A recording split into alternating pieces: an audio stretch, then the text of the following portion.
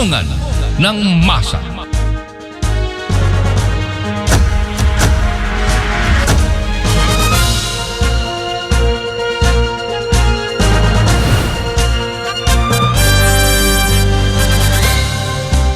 Magandang oras Pilipinas, magandang oras Luzon, Visayas, Mindanao. Ito po ang programang Sumbungan ng Masa ng Bayanihan Broadcast Media Nationwide, BBM. At sa programang ito ay patuloy po nating ititindig, ipaglalaban ang karapatan ng bawat mamamayang Pilipino laban sa kasamaan at katiwalian. Sa ngalan po ng ating butihing chairman at presidente ng Kilusang Bagong Lipunan at ang CIA founding chairman, the Honorable Efren Ram Burapanan, ay lubos po kaming nagpapasalamat sa programang Sumbungan ng Masa at sa mga taong patuloy na sumusuporta at tumutulong po sa atin sa paglilingkod sa ating sambayanang Pilipino. At bago po tayo tumungo sa ating topiko ngayong araw dito po sa Sumbungan ng Masa, ay nais po nating batiin ang ating kabayanihan na si Police Brigadier General Nicolas Torre III. Magandang araw po sa inyo, General, at gayon din ang ating butihing partner dito po sa PNP Masambong, dito po pa rin sa Quezon City, si Police Lieutenant Resty Damaso. Maraming salamat po sa inyo, sir, sa inyo pong walang sawang pagtulong at pagsuporta at katuwang ng Bayanihan CIA, lalong-lalo na po ng Sumbungan ng Masa. Mga kabayanihan, nito lamang po ang mga nagdaang linggo ay sunod-sunod ang mga sumbong na idinulog dito po sa inyong Sumbungan ng Masa at sa inyong pong lingkod, na kung saan ay biktima po ng di umano'y panggagahasa ang mga minor de edad. Marami na po tayong kaso na narito at lubos po nating ipinagpapasalamat ang walang sawang suporta ng Presidential Management Staff at gayon din po ng Public Attorney's Office na pinamumunuan ni Chief Attorney Persida Acosta. Maraming salamat po, ma'am. At gayon din po ng DSWD na si Secretary Rex Gatchalian. Maraming salamat po sa inyong patuloy na pagtulong sa mga biktima ng di umano'y panggagahasa. Nakakalungkot lang mga kabayanihan na ang mga kasong ito ay tila may pagkakahalintulad na kung saan ang mismong biktima at mga magulang ay natatakot magsumbong, natatakot tumindig, natatakot lumaban dahil po sa kaisipan na sila po ay walang kakayanan at sila po ay nagkakaroon ng tinatawag po na takot or nagkakaroon po sila ng alinlangan na kung sila ba ay tutuloy, lalaban o bibigyan ng hustisya ang nangyari sa kanilang mga anak. Nakakalungkot lang mga kabayanihan na ang biktima ng mga halimaw na ito ay mga minor de edad at walang muang sa buhay. Marami po tayong kasong idinulog dito sa Sumbungan ng Masa at lubos po ang ating pasasalamat at sila po ay ating naabot at natulungan. Ngayon po mga kabayanihan ay kasama po natin dito sa ating himpilan sa Sumbungan ng Masa sa tulong na rin ng ating butihing kaibigan na si Police Colonel Lieutenant Resty Damaso ng PNP Masambong. Ipinadala po sa atin ang atin pong kaibigan, ang akin pong kaprobinsya, Padak nga Ilocano. Siya po ay isa rin pong Ilocano mula sa Ilocos Norte at siya po ay sa Women's and Children's Concern section ng PNP Masambong dito po sa Quezon City. Siya po ay walang iba kundi si Police Corporal Lynn Quejado. Kathleen Quejado. Ayan, magandang araw po sa inyo, ma'am, dito po sa Sumbungan ng Masa. Ma'am, hindi na po siguro sa inyo bago yung mga usapin ng mga rape case, no? Yes, especially involving yung pong mga mga minors po natin, ma'am. Ma'am, tanong ko lang po, usually po kasi yung problema po natin diyan, natatakot po yung mga magulang na mag-report, natatakot po silang lumaban. Ma'am, ano po yung dapat gawin kung sila man po ay maging biktima, wag naman po sana, maging biktima ng mga ganitong uri po ng krimen? Yes, sir. Magandang umaga po sa lahat. Okay. In behalf of Masambong Police Station po, sa pangunguna po ng aming Station Commander, si Police Lieutenant Colonel Resty Damaso po, magandang umaga po sa inyo at thank you po sa pag-iimbita sa amin dito sa inyong programa po para mapagbigay ng payo or mga kunting knowledge sa inyo. Yes, ma'am. About sa topiko natin ngayong Yes, umaga. ma'am, napaka-importante. Yes. Ma'am, balikan ko yung tanong po, ma'am. ano po yung pinakaunang dapat gawin? Dapat po ba tayong matakot? Yan po yung pinakatanong, ma'am. Sir. Sa mga ganyan po, wag po tayong matakot, no? Kaya nga po nandito kami as mga may otoridad, law enforcement agency po para tumulong sa mga ganyang cases po, no.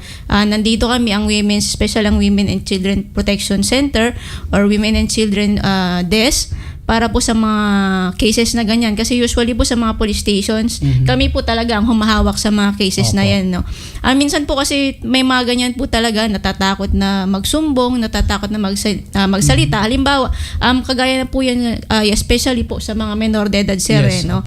Pag mga ganyan po, usually sa amin kasi sa police station po namin, no? Sa station po namin, may best practice po kaming ginagawa, sir. Sige po, halimbawa pakishare po, po kasi, yes po, halimbawa po kasi may mga talagang takot na magsumbong sa mga hindi lang po rape cases po, sir. Yes, ma'am. Usually hindi lang siya takot kundi tinatakot. Yes, sir. May mga ganyan. Kaya ang best practice po namin sa station, sir, every Saturday, halimbawa ngayon po, may tinatawag kaming kamustahan po, no? Uy. Yes. Opo. Ano po itong kamustahan, ma'am? Yes, sir. Every Saturday po, bumababa kami sa isang barangay. Iba't ibang barangay po kasi pinupuntahan namin. Kasama ang aming station commander. Kami po ang Police Community Relation section namin sa Women and Children saka mga investigators po para halimbawa kapehan, kamustahan. May konting open forum din po, kamustahan kung anong mang nangyayari dun sa mismong barangay po nila. Para pag in case po halimbawa ay mga problema ang ating mga constituents doon, may mga idudulog po nila doon din po mismo. Yes, sir. So, nire-refer po namin usually yung mga problema nila. Binibigyan na ng advice po. Halimbawa, kung doon pa lang sa area na yun, masasagot namin kung ano yung mga hinaing nila or gustong malaman or paano yung proseso. Ine-explain na po namin sila. So, for example, ma'am, in the midst of simpleng kapihan, ano? Yes, sir. May singit ko lang, ma'am, no? Napakaganda po ng programang ito ng PNP Masambong. Sa lahat po ng ating mga kaibigan at kapulisan sa buong Pilipinas, Luzon, Visayas, Mindanao, pakinggan po ninyo ito. Isa po itong magandang estratahiya na ang atin pong mga kapulisan ay mismong bumababa sa iba't ibang parte ng komunidad na kanilang nasasakupan at kinukumusta po sila. Napakaganda po sa damdamin ng isang simpleng sibilyan na kung ang ating pong mga otoridad na tinatawag nating friendly police ay bumababa po sa atin. Tunay nga po na sa ganyan, ma'am, na ibusasabuhay yung mantrang pagiging makatao. Yes. Dahil po overwhelmed. Hindi ko po alam anong salitang pupulutin pero first time kong nakarinig na may ganyang practice po. So, yes, balikan ko lang, ma'am, on the spot, halimbawa, may lumapit, umiiyak yung nanay or may ibinulong po sa inyo na biktima po yung anak ko ng ganito. Ano po yung dapat na aksyon natin gawin doon? Usually, sir, pag mga ganyan, syempre, sa opisina namin, talagang one-on-one yan, tinatanong namin yung parents or yung bata. Kahit pa nga yung bata minsan, sir, one-on-one namin kasi usually, takot siyang magsumbong or magsalita kasi nandyan yung parents or yung ano niya. Kasi minsan po kasi may mga cases tayo na usually yung perpetrator, yung father, parents, ganun po yung nangyayari, di ba? Kaya mas magandang maigi kasi dyan, yung bata, one-on-one interview namin siya. Kumbaga, isolated siya, ma'am. Yes, sir. May sariling room talaga para sa mga victims na kinakausap po namin. Yan. Tapos yung opisina namin, sir, di ba nga po mga minor or bata, dapat po kasi yung opisina namin as Women and Children's Desk, child-friendly siya. Kaya sa office po namin kasi talaga may mga toys, so books. Parang ano siya, ma'am, mga kabayanihan, kung meron po kayong larawan siguro, ma'am, pwede nyo pong ipadala rito para maipakita po natin sa mga kabayanihan kung ano po yung itsura ng women's section nila, yes, women's sir. and children's sections po nila na para po siyang daycare center. Parang ano ganun po, po, sir. Oo. Yes, Usually po, okay. lahat po yan sa lahat po ng stations naman po, ganun po talaga. Dapat child-friendly yung opisina po namin. Meron pa nga po parang malit po na sopa doon para pag halimbawa po kinakailangan yung mother na breastfeeding po. Kompleto yun talaga po. siya. Yes po. Opo, Mayroon po fully kaming equipped. Yes po, ganun po, Yes, sir. we hope to visit siguro one day dyan sa PNP Masambong. So Yes, sir. immediately ma'am, dapat pag meron ng ganyan, huwag matakot. Yes, sir. Oo. Dahil nandyan po ang ating mga kapulisan, especially ang Women's Yes, and incidents. Children's Concern Yes, sir. Section. Opo. So mga pagmagan po, halimbawa kung talagang takot magsalita yung bata, ayaw umimik or mga ganyan, ang ginagawa po namin, sir, counseling, nire-refer namin sila talaga sa SSD natin dito sa QC Yes, or okay. DSWD na tinatawag po, no?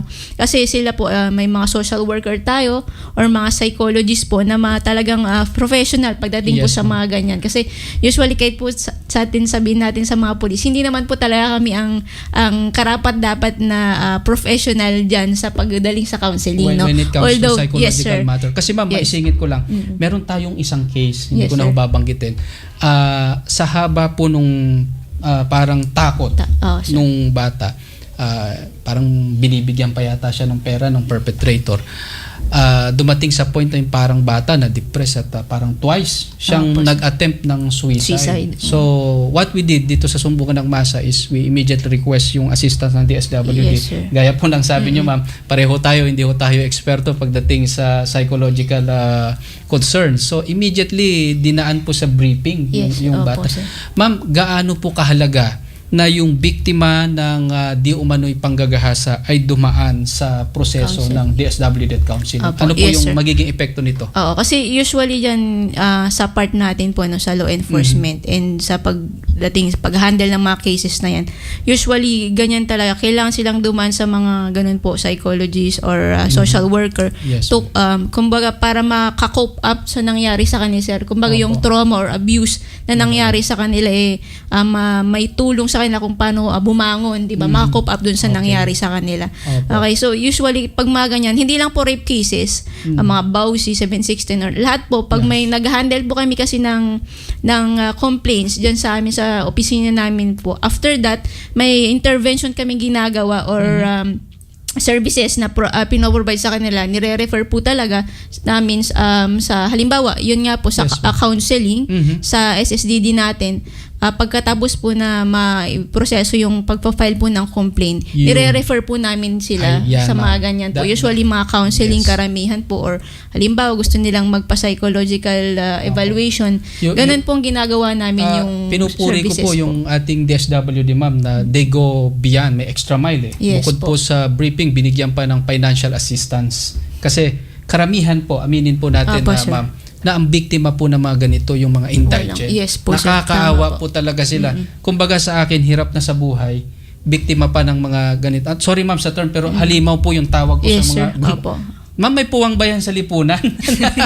Yun nga po kasi hindi naman po tayo kasi mga pro-life na po tayo. Pro-life po tayo. Nililinaw po namin dito sa Sumbungan ng Masa.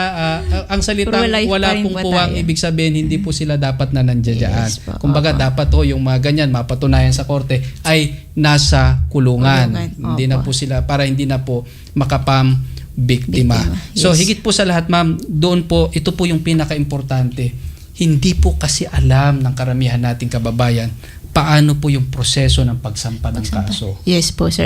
Usually, pag Yan. pumunta sa amin kasi dyan, sir, syempre, dalawa yung process natin sa pagpa-file ng reklamo. No? Halimbawa po, kung for inquest yung tao, sinasabi kasi, arestado yung tao. Okay, nandun Yes, siya. nandun Naaresto siya. natin. Opo. Okay. Yung pangalawa naman po, direct filing na tinatawag o regular filing. Mhm. No, wala yung tao, pero alam yung details ng taong Yun. ay irereklamo natin. Okay. Okay. Ganon din naman lang din, same ng process, kukuhanan ng statement yung biktima.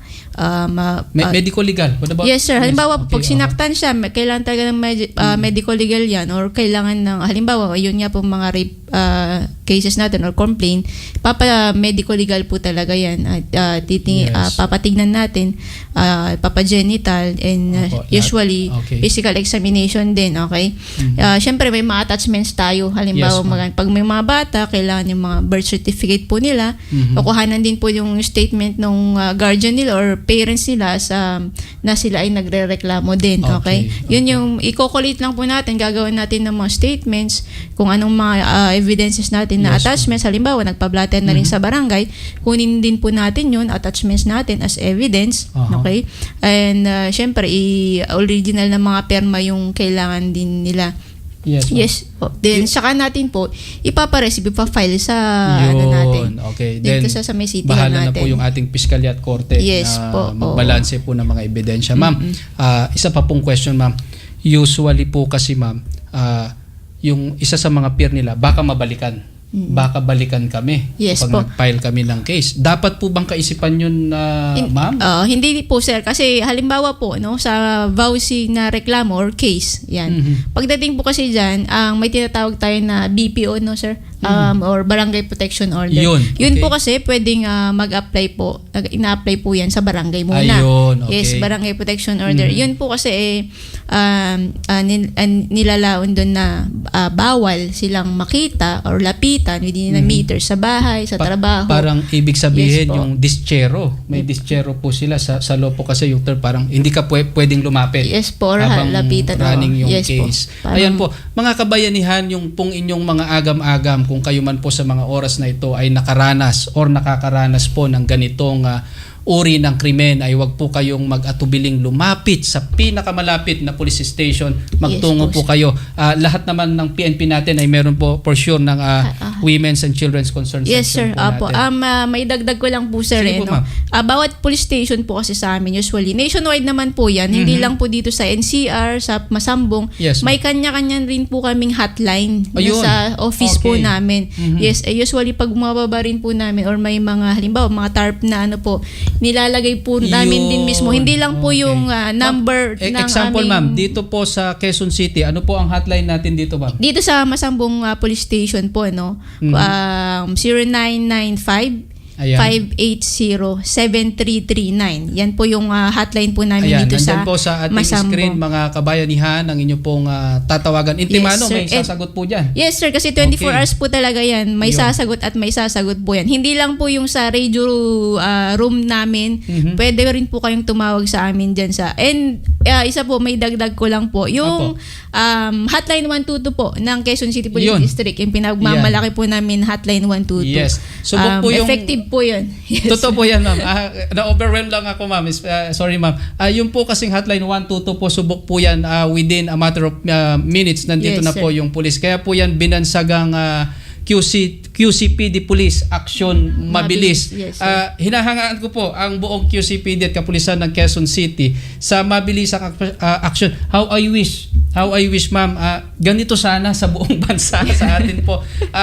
Pwede po nating i-consider, lalong-lalo na po yung ating mga LGUs, no, yung mga Yes, sir. namumuno po Apo, dyan, apo. baka pwede rin po nating tignan at gayahin ito pong best practice ng ating mga kapulisan sa pagprotekta po ng ating mga mamamayan, especially po ng ating mga kababaihan at ating pong mga kabataan. Yes, Mga kabayanihan, sa puntong ito ay narito rin po ang mensahe ng ating butihing chairman, ang founding chairman ng CIA Bayanihan, the Honorable Efren Rambo Rapanan, at ang presidente ng Kilusang Bagong Lipunan hinggil po sa mga natatakot lumantad at magsumbong na mga biktima ng nasabing krimen. Mga minamahal kong kababayan, lalong-lalo na yung mga dumudulog po dito sa ating sumbungan ng masa, isa sa mga programa ng CIA or Citizens Information Assistance Bayanihan. We would like to assure you na ang himpilang ito, ang CIA Bayanihan, lalong-lalo na sa sumbungan ng masa, ay tutulungan namin po kayo. Kasama natin ang gobyerno at ibang ahensya ng ating gobyerno, magkakaisa po kami para po kami tumutulong o tutulong sa lahat ng mga problema po ninyo. Lalong-lalo na yung mga inapi, yung mga mahihirap na mga kababayan natin, yung walang kakilala sa lipunan. At itong lalong-lalo na itong mga biktima ng panggagahasa, huwag po kayong matakot. Nandito po kami. Hindi po namin kayo pababayaan, lalo na may mga gobyerno tayo. Yung gobyerno ni BBM na tutulong po sa inyo. Inulit ko, huwag po kayong matakot. Kami po'y tutulong sa inyo sa abot ng aming makakaya. Maraming salamat po. Yan po si Honorable Efren Rambo Rapanan, ang presidente ng Kilusang Bagong Lipunan at CIA founding chairman, na nagbibigay po ng mensahe sa lahat po ng ating mga kababayan, especially ma'am sa mga magulang. Dahil po ako naniniwala yung hustisya nag-uumpisa sa magulang. Yes, sir. Pag kumilos po yung magulang, dire-diretso na po yan. Opo. Ma'am, bago po magtapos ang ating programa, ano po ang inyong mensahe sa atin pong mga kababayan na nakatutok sa ating programang Sumbungan ng Masa na kung sakali mang sila'y makaranas ng ganitong uri ng krimen? Opo, yes. Siyempre po unang-una, huwag tayong matakot. Kaya nga po, we the PNP, hindi lang po kami sa Masambong. Nandito po kami, handang tumulong sa inyo. 24/7, kahit saan po yan, naka-off man kami or naka-duty. Handa po kaming tumulong sa inyo. Pag dumulog po kayo sa amin, yun naman po laging sinisigurado namin na nakangiti kayong lalabas sa aming istasyon at sinisigurado namin na makukuha po ninyo ang hustisya. So, wag po tayong matakot. Nandito po kami, matutulong sa inyo. Kung ano man po yung mga services na pwede namin i-provide, ganun naman po kami talaga. Yes. Kung tinatanong po namin kung anong mga kailangan ng mga dumudulog po sa amin sa police Very station po accommodating, namin. ma'am. Yes po, Yes. kasi yan po ang isang pinapaigting din namin sa ngayon po sa PNP na sa pagdating sa services sa ating mga kababayan, wag po hindi kami nag-hesitate or talagang 100% po yung services Nandun ng pa rin yung ating Yes po. friendly police. Yes po, Nakatuwang yan po yung natin. katuwang niyo po kami lagi. Yes. Thank you very much sa Police Corporal Quijado ng PNP Masambong, Yes, sir. ang Thank under you po po. ng Women's and Children's Concern Section sa pagbibigay po ng oras at Yes, edukasyon sir. sa Thank you rin ating po. mga kabayanihan hinggil po sa nasabing issue. Mga kabayanihan, ilagay po natin ang ating pagtitiwala. Ilagay po natin ang ating kapanatagan sa atin pong mga kapulisan. Dahil sila po ay nanumpa sa kanilang tungkulin na tayo ay aalagaan at proproteksyonan laban sa anumang uri ng kasamaan at krimen. Lagi po nating tandaan, mga kabayanihan, maging ang inyo pong lingkod at ang ating founding chairman ay lagi po naming sinasabi na magpapatuloy ang kasamaan kung wala pong gagawin ang mga mabubuting tao. Kailangan po nating magboses, wag po tayong matakot. Nariyan po ang ating mga kapulisan na handa po tayong ipagtanggol laban po sa mga ganitong uri ng krimen. Patuloy po tayong tumindig at kung hindi man po tayo ang biktima, pwede rin po yung concerned citizen, Yes, di ba sir, ma'am, opo. na lumapit in their behalf para po maaksyonan po natin ito. Huwag po tayong mag-atubiling magtungo sa pinakamalapit na police station. At kung kayo man po ay medyo may agam-agam, ay bukas po ang Sumbungan ng Masa at kayo rin po ay aming ilalapit sa ating mga kapulisan at otoridad upang kayo po ay matulungan. Huwag po kayong matakot. Huwag po kayong mangamba. Huwag na po kayong magpatumpik-tumpik kung kayo man po ay biktima ng pang-aabuso o ng mga anumang uri ng krimen na lalabag sa batas bilang babae, bilang bata, minoridad, matanda. Huwag po kayong mag-atubiling magboses at lumapit po sa Sumbungan ng Masa at sa pinakamalapit na police station. Umasa po kayo na ang inyo pong mga hinaing, ang inyo pong mga reklamo. Ang hustisyang inyong hinahanap ay ibibigay po namin sa inyo sa abot ng aming makakaya. Lubos po tayong magtiwala sa atin pong mga kapulisan. Maraming salamat din sa isa sa ating panauhin, si Sir Santos, na nandito rin po sa atin. Sir, magandang oras. Si Sir po Santos ay atin pong suki dito po sa Sumbungan ng Masa. Next time, sir, tatalakayin po natin dito sa ating sumbungan yung patungkol naman po sa mga biktima ng scam. Very rampant po yan ngayon. So yan po, mga kabayanihan, ang ating tupiko sa Sumbungan ng Masa at paniniguro at mensahe ng ating kapulisan. Maraming salamat po. Isa pong ligtas, payapa at maayos na komunidad ang hiling ng Philippine National Police at ng Sumbungan ng Masa. Umasa po kayo, mga kabayanihan, na kami po ang inyong katuwang. Maraming salamat po at pagpalain po kayo ng poong may kapal.